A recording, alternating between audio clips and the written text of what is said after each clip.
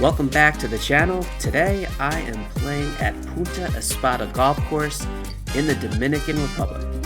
Punta Espada is a signature Jack Nicklaus course in Punta Cana and has some of the nicest views you can find on the golf course. Nearly half the holes are situated alongside the ocean, which can make for a wonderfully distracting backdrop. To put it clearly, this course is breathtaking. The former host of the PGA Champions Tour event, the fairways are wide, but there are hazards everywhere.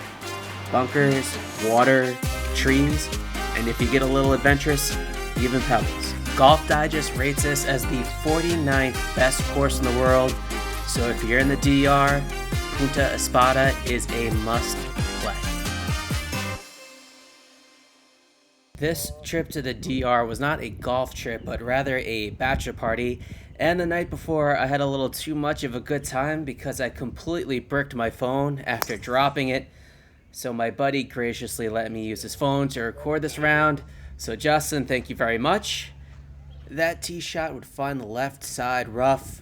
That is a pitching wedge from about 120 yards. Pulled that just a tad, but we are putting for birdie. If you come to Punta Espada, caddies are mandatory. He gave me a good line here, about 2 balls left of the cup.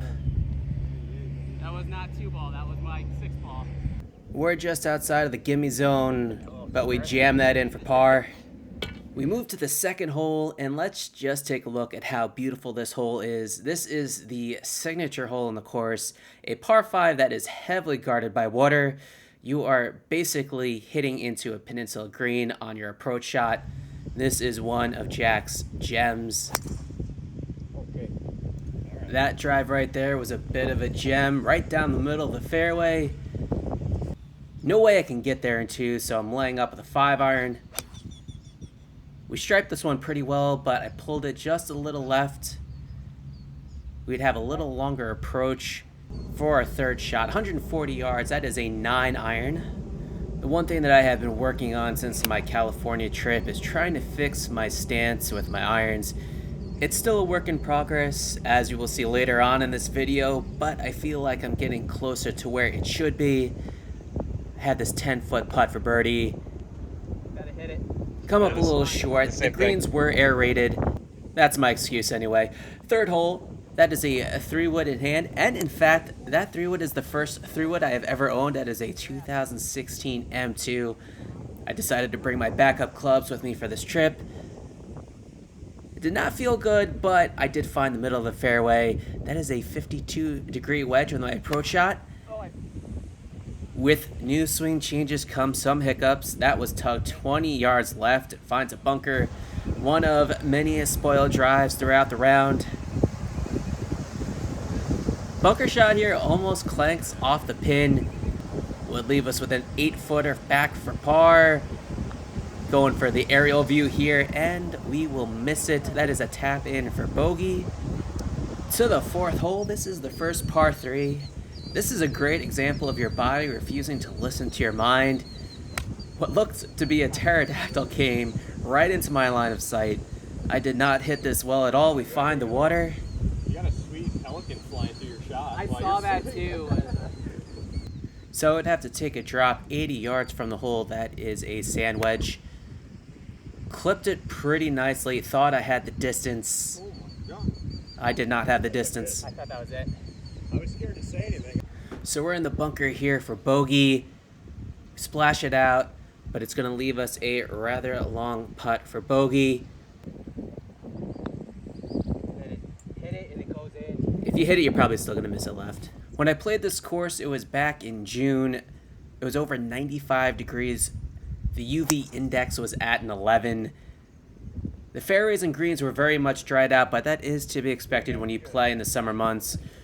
That was another wonderful drive on the 5th. One of the reasons why I will not be changing my swing with my driver. It's just really accurate right now. Unfortunately, I have new swing woes with my irons. That's another spoiled drive. We find the bunker yet again.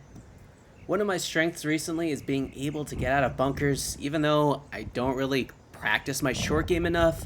But there is a wonderful tutorial that the good guys did with Bob Does Sports on splashing out of bunkers. I'll link it in the description below.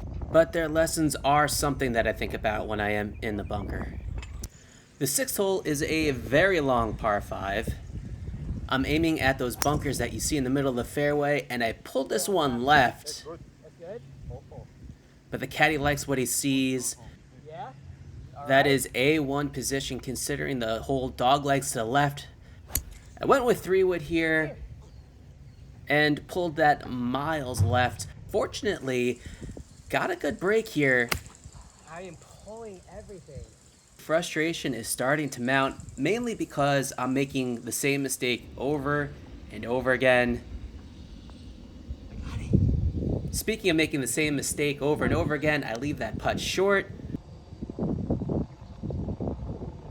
Don't know where I was aiming there. We would 3-putt for bogey. Letting out the inner demons. 7th hole is a par 3, a short par 3 at 130 yards. That is a pitching wedge. And once again, you've seen that shot shape many times before. Not good. After pulling out the wedge, my caddy told me to putt this. I really did not like that option, but I probably should have listened to him, given the fact that I was chipping off of dead grass. I'm putting that one.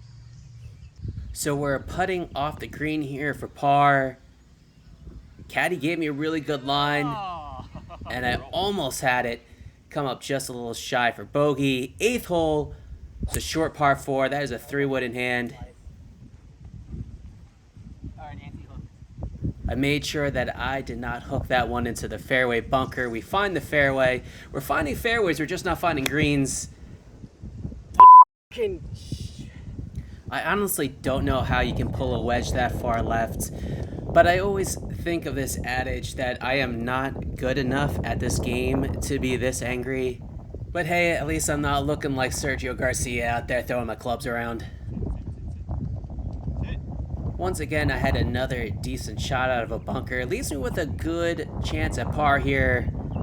We finally get it to the hole, but we miss it just a little right. Leaves me with a tap in for bogey.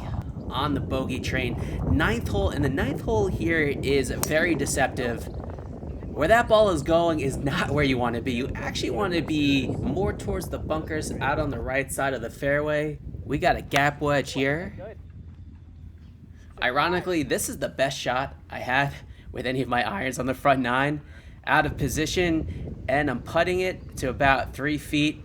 Should be a nice little tap in for birdie.